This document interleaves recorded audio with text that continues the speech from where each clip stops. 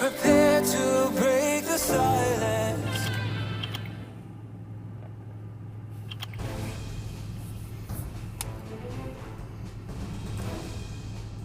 Hello and welcome to the video. So today we're going to be talking about the Sath 2A team and why is this team so good? Why are people even building it? How does it work? Yada yada. Any questions you may have, I'm going to attempt to answer them in this video. So I feel like I have some to speak on this team since I have it built. And I've been using, like, this account that I'm using, that I'm on right now, I don't play on it too much, but when I did play on this account, let's just say I was getting a lot of content done, which we will see near the end of the video. But you're here for the information on how to build this team, or not on how to build it, but how the team works, why it works, and how to specifically ruin these guys. So we'll get to the preparation screen and we'll talk about it. So this team, it is a very nitpicky team, but if you do abide by its rules, quote unquote, you will have an amazing team. You can do that. You can make this team like the instant you enter this game. It does require a bit of elbow grease, but once you do it, I promise you, there's nothing but you're doing nothing but reaping the rewards. I promise. So to start out with, speed tuning. We got to understand what speed tuning is. We got to understand what dots is. We got to understand all that noise. So actually, let's first start with dots, because I think that would be best explained. Dots, aka continuous damage, are debuffs that you can put on on enemies, which do 5% of the enemy's max HP as damage. Now obviously there are some bosses in the game that can resist this. There are tons of monsters in the game that can resist this, but for the sake of this, obviously the Giants boss can't resist it. That's the whole reason this team even works, is because it works on the boss. So starting out with Sath. Sath is a key, I mean all of these units are key elements to this team, but Sath is the biggest key element to this team through his passive. So his passive, in essence, doubles the damage of dots. So again, dots normally do 5%. He makes them do 10%, and it's double-edged. It's a double-edged sword because your allies can also take 10%. But I mean, you're not going to get dots in the Giants floor. And on his second skill, he has an AoE, so he'll automatically place dots between these two skills, or on the skill. So when he uses this skill, or I guess this, he places a dot on the enemy, which is very important to know. So you want him to go first, by the way. The reason you want him to go first is because of what the Melia's passives are. So the Melia's passives are, they inflict continuous damage on enemies whenever they attack or whatever. But if the enemy already has continuous damage on them or dots on them, they'll place another set of dots. So instead of just placing one dot, they'll place two. Which this is important for spamming these things. So this team is very fast because they can get dots out super, super quick. And with two melees, you're talking about, just between those guys, you're talking about 5 dots, I think. Around 5 dots on each and every enemy. Or mainly the boss. And with 5 dots, you're doing tons. I mean, you'll nuke down the boss, which you'll see in a second. Or I guess you've already seen. But Tattoo, what she does is she blows up the dots. So she causes the dots to activate, and then she'll do damage that's also equivalent to the dots. So it's just, all of them are placing dots, and then she goes and she activates it before the monster even gets a turn. Now you might be wondering, then why is Lucian here? First of all, Lucian increases the damage of all ally monsters in the dungeon, which is going to increase Tattoo's damage. But not only that, you see, I think I have him statted pretty well, but he's there to finish off the waves in case your monsters don't. I think while he's not super vital to this team, he's definitely very helpful for getting super fast runs. Another thing to note is speed tunings, which I mentioned earlier. You have to speed tune these guys. As I mentioned, Sath has to go first. If Sath doesn't go first, one of the melees will place only one set of dots. He'll place one set of dots, and then the other one will place two. Right? So it's just less dots overall. If you have, for some reason, Tattoo faster than all of them, Tattoo will activate her Incinerate, which there's not going to be any dots, so she does no damage. And then you won't have that for a couple turns, which means your runs are going to be slower. If you want the fastest runs out of these guys, you have to speed tune them correctly. Sath has to be the fastest. The two melees have to be second and third. Tattoo has to be fourth, and Lucian fifth. So again, you'll see all of this in action as this run goes, and I'll try my best to do the voiceover for it. So Sath goes first. He didn't do his first skill or his second skill, which causes that to happen, but thank God Lucian is there to do his big damage, and he pretty much almost wiped out the entire wave. These guys will aim for the middle boss. They all got frozen, but it doesn't matter because our fire monsters are super tanky. The melees take very little damage. And boom. Incinerate, and she just completely destroys that second boss.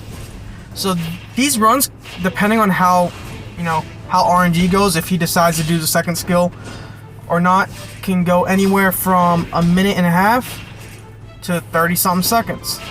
So you'll see a range of that time throughout these videos. But you'll see exactly what I'm talking about. So it doesn't matter if Lucian dies. We're not worried at all. As long as Sath survives, that's all we really care about.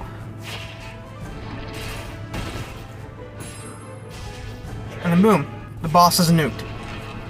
It doesn't matter. You're like, oh, but they got really close to dying. I promise it's going to always seem like they're getting close to dying, but they're not going to lose. The melees are plenty tanky. The Sath is plenty tanky. Everyone will survive. So we'll do the run again. The run can go much better. It can be much worse. It's all very dependent.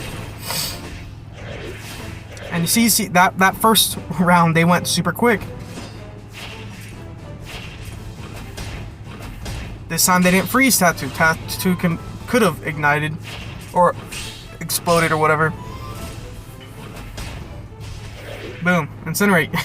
It can go any way, but they're still going to win regardless. And it's super fast. I mean, you're talking about even on their worst days, you're talking about a minute 10 seconds, maybe a minute 20. And when they're doing really good, which is going to be a good portion of the time, they're going to get under a minute. And you see the fastest time I've gotten is 39 seconds, which is really amazing.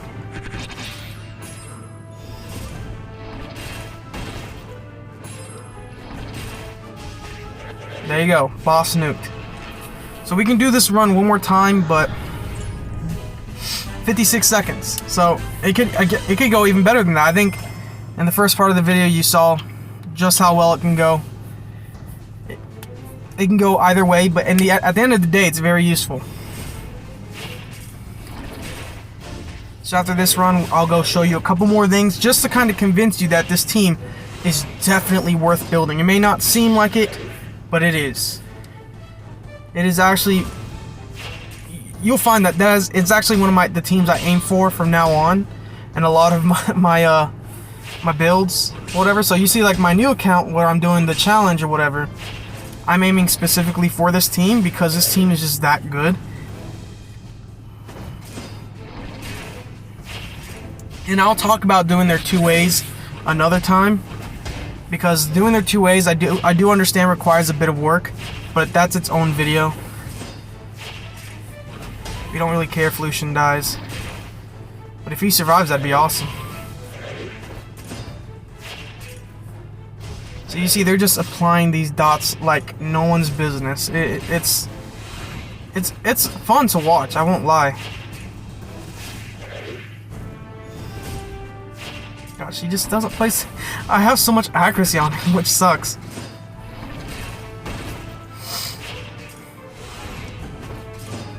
So now they're getting the dots going.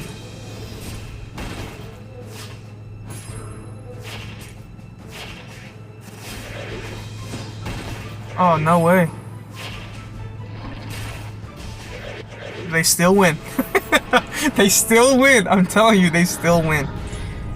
That was actually really slow, but still, you see that they're going to win regardless. So, you rest assured you're going to have an easy time farming these GB12 dungeons. So that being said, we're going to kind of move on to talking about what has this account been able to do once it completed GB12.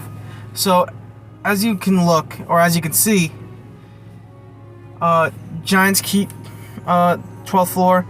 Ignore the dragons. They can do dragons B10, but you know, I just ignore that part. You know, Steel Fortress 10th floor, Punisher's Crypt 10th floor. I got TOA 100 done, as you can see. Almost TOA hard 100 as well. It's just overall, these monsters can complete so much of the game. It is absolutely insane. But we'll take one look at their stats, and that's what we'll call it. So again, Sath has to go first. You see, he has a low base speed, which is the problem. If you had a higher base speed, it would be so easy to speed tune these guys. But you actually have to purposefully make the other guys slow. So you have to make Melia slow, you gotta make Tattoo slow, you gotta make all of them slow. Not only that, you have to have them super tanky. So I do recommend getting them artifacts. You can see I don't have any attack artifacts. I need to actually, when I do get a chance to get on this account, I need to farm that. The Melia's got to be the second fastest. It doesn't, as long as you have them semi-tanky, you don't really got to worry too much about them. But you do see I have tons of accuracy on them. Tattoo, I don't really care as long as she's proccing that third skill. You just gotta have her super tanky. I mean, she's HP. I literally had to, she's purposefully slow. And then Lucian, just super high damage to help clear that wave. You're gonna be surprised at how important having Lucian with high damage is gonna be. You're gonna be surprised at how important it is. But yeah, that's, I mean, pretty much everything you're gonna need to know. I mean, you know how the team works now. You know that you need to speed tune them. I showed you how I speed tune them. Sath faster, tanky. Melia's slower. They can be whatever tanky. Tattoo super tanky. Doesn't matter about her speed. And then Lucian very, very strong. Replacements for Lucian could be Lapis, especially since she reduces the attack bar. You could also bring Vermos.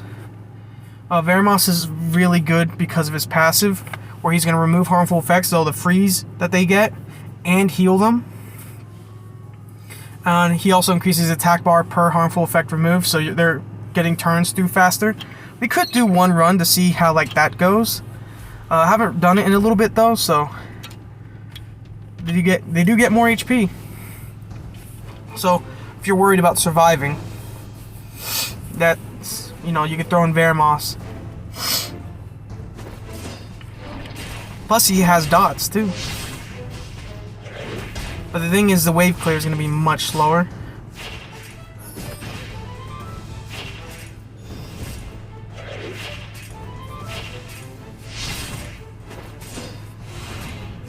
So while Lucian isn't exactly necessary to make this team work, he is definitely a godsend. Plus you'll be using Lucian everywhere. I mean, you're talking about he's good for, obviously, TOA, Giants, as you can see, PvP, just generally good in a lot of places.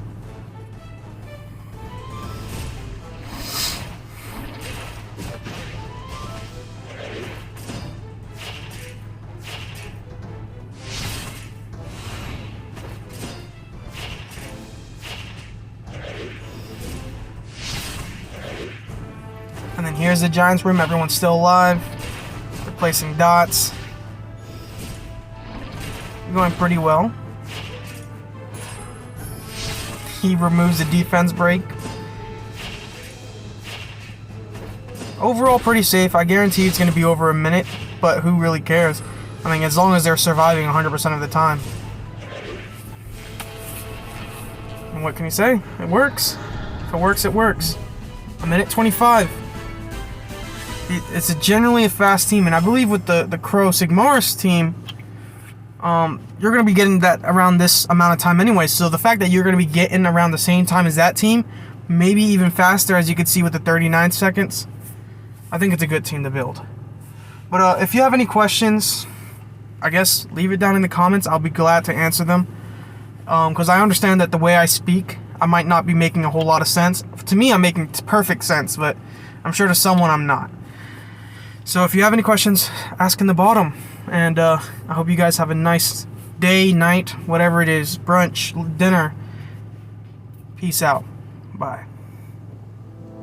Give me all you've got if you're prepared to break the silence.